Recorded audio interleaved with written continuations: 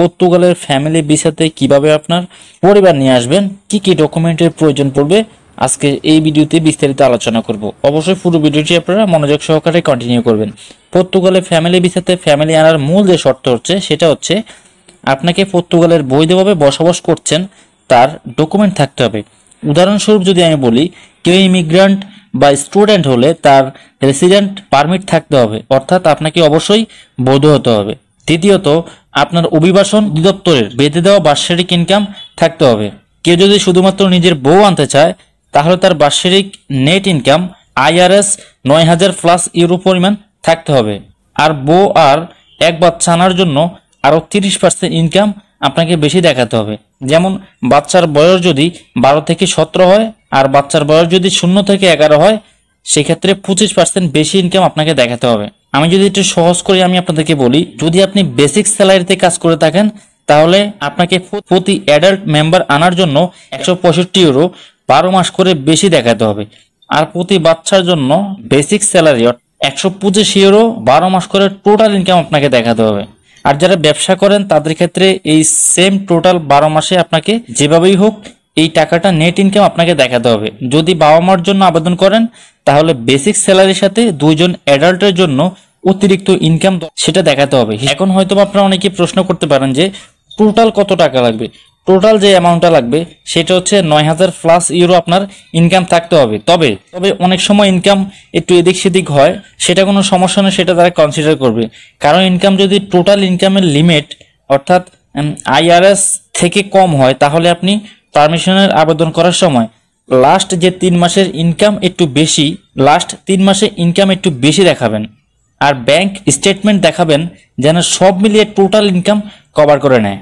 এখন আসি আমরা পর্তুগালের ফ্যামিলি ভিসাতে ফ্যামিলি রিনিউ পারমিশন আবেদনের জন্য কি কি ডকুমেন্ট লাগবে। যার জন্য আবেদন করবেন তার পাসপোর্টের কপি, উল্লেখ্য স্পোর্টসের ক্ষেত্রে পাসপোর্টে একে অপরের স্পোর্টসের নাম উল্লেখ্য থাকা বাধ্যতামূলক। দেন হচ্ছে জন্ম নিবন্ধনের অরিজিনাল কপি, অবশ্যই ইংলিশে থাকতে হবে এবং আপনার জন্ম নিবন্ধন যেন অনলাইন থাকে সেদিকে লক্ষ্য রাখবেন। দেন হচ্ছে নিকানামা বিবাহ সনদ অরিজিনাল কপি অবশ্যই প্রয়োজন পড়বে। 4 নম্বর হচ্ছে পুলিশ ক্লিয়ারেন্স সার্টিফিকেট অরিজিনাল। আমি কেন অরিজিনাল বলছি, কারণ বাংলাদেশে আসলে এখন সবকিছু ডুপ্লিকেট করা যায়, টাকা দিলে সবকিছু ডুপ্লিকেট করা যায়। তবে এগুলো যদি কোনোভাবে যদি আপনি একবার ধরা খান তাহলে কিন্তু আপনি অনেক বিপদের সম্মুখীন হবেন। কাজেই এই ভুলগুলো কখনোই করবেন না।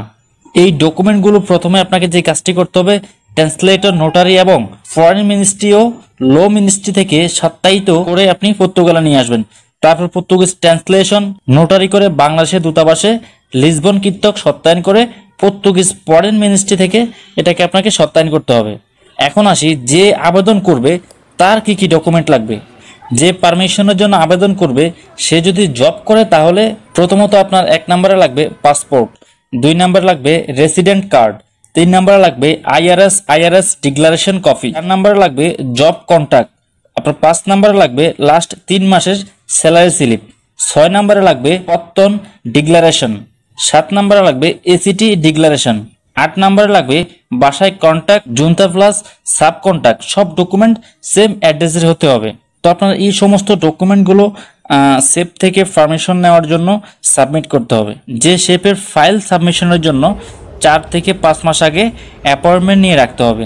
শেপের পারমিশন রেডি হতে 3 থেকে 15 দিন বা মাসখানিক পর্যন্ত আপনার সময় লেগে যেতে পারে। পারমিশন হাতে পেলে তারপরে স্টেপ হলো এম্বাসিতে ফাইল সাবমিশন। বর্তমানে BFS এর অ্যাপয়েন্টমেন্টের আগ থেকেই নিয়ে আপনাকে জমা দিতে হবে। তবে বাংলাদেশে পর্তুগালের এম্বাসি না থাকার কারণে আপনার পারমিশন দিল্লি বরাবর আপনাকে আবেদন করতে হবে। তবে চিন্তার কোনো কারণ নেই, 2022 সালে নভেম্বর মাসেই কিন্তু বাংলাদেশে কিন্তু পর্তুগালে এম্বাসি হওয়ার কথা রয়েছে। এটা নিয়ে অলরেডি আলোচনা চলছে, যে কোনো সময় তারা হয়তোবা পার্মানেন্টলি 2023 সালে তারা একটি এম্বাসি করার চিন্তা ভাবনা করছে। যদিও এই বিষয়ে এখনো ফাইনাল কোনো ডিক্লারেশন হয়নি, তবে তারা হয়তোবা নভেম্বর মাস থেকেই তারা পরীক্ষামূলক কাজ চালিয়ে যাবেন।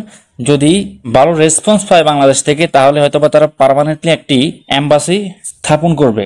যদি বাংলাদেশে যদি আপনার এম্বাসি হয়ে যায় সেক্ষেত্রে আপনাকে কষ্ট করে ইন্ডিয়াতে গিয়ে আপনার নয়া দিল্লিতে গিয়ে আপনাকে আবেদন জমা দিতে হবে না, আপনি বাংলাদেশ থেকেই জমা করতে পারবেন। সেক্ষেত্রে আপনার অনেক সময় সাশ্রয় হবে এবং আপনার টাকাও সাশ্রয় হবে। আপনারা সকলেই অবগত আছেন নয়া দিল্লিতে একদিন আগে বাংলাদেশিদের সাথে খুব বাজেভাবে একটি ঘটনা ঘটে যায়। যাই হোক, আমি এই ভিডিওতে বলছি না, আপনারা গুগলে সার্চ করলেই আপনারা পেয়ে যাবেন। এখন প্রশ্ন হলো, এম্বাসিতে গিয়ে ভিসা আবেদন করতে কি কি ডকুমেন্ট লাগবে? প্রথমত আপনার ভিসার আবেদন ফর্ম, দেন হচ্ছে সেনজেন ভিসার সাইজের 2 কপি সদ্য ছবি তুল, একদম ক্লিয়ার, আপনার ব্যাকগ্রাউন্ড হোয়াইট থাকবে, 2 কপি ছবি আপনার প্রয়োজন পড়বে। 3 নম্বর হচ্ছে যার জন্য আবেদন করবেন তার পাসপোর্টের কপি। 4 নম্বর হচ্ছে জন্ম নিবন্ধন অরিজিনাল কপি, অবশ্যই সেটা ইংলিশে থাকতে হবে এবং সেটা অবশ্যই অনলাইন থাকতে হবে। দেন হচ্ছে নিকানামা, বিবাহ সনদ অরিজিনাল। তারপর হচ্ছে আপনার পুলিশ ক্লিয়ারেন্স সার্টিফিকেট, সেটা অবশ্যই অরিজিনাল লাগবে।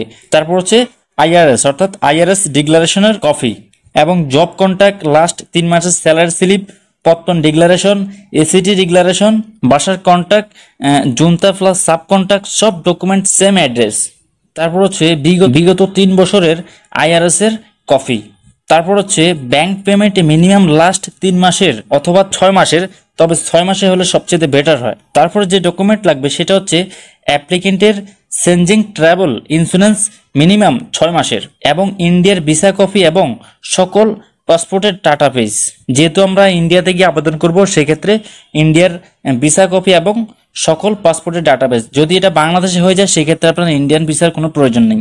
তবে আপনাদেরকে একটু জানিয়ে দিই, সেটা হলো আপনাকে বাংলাদেশ পুলিশ ক্লিয়ারেন্স সার্টিফিকেট এবং নিকানামা বাংলাদেশ এম্বাসি নিউ দিল্লি ইন্ডিয়াতে সত্যায়িত করে নিতে হবে। আর বাংলাদেশ পুলিশ ক্লিয়ারেন্সের মেয়াদ যদি কোনো কমে 6 মাসের বেশি হয়ে যায়, তাহলে দিল্লিতে জমা দেওয়ার আগে বা যাবার আগে একটা নতুন পুলিশ ক্লিয়ারেন্স নিয়ে যাবেন।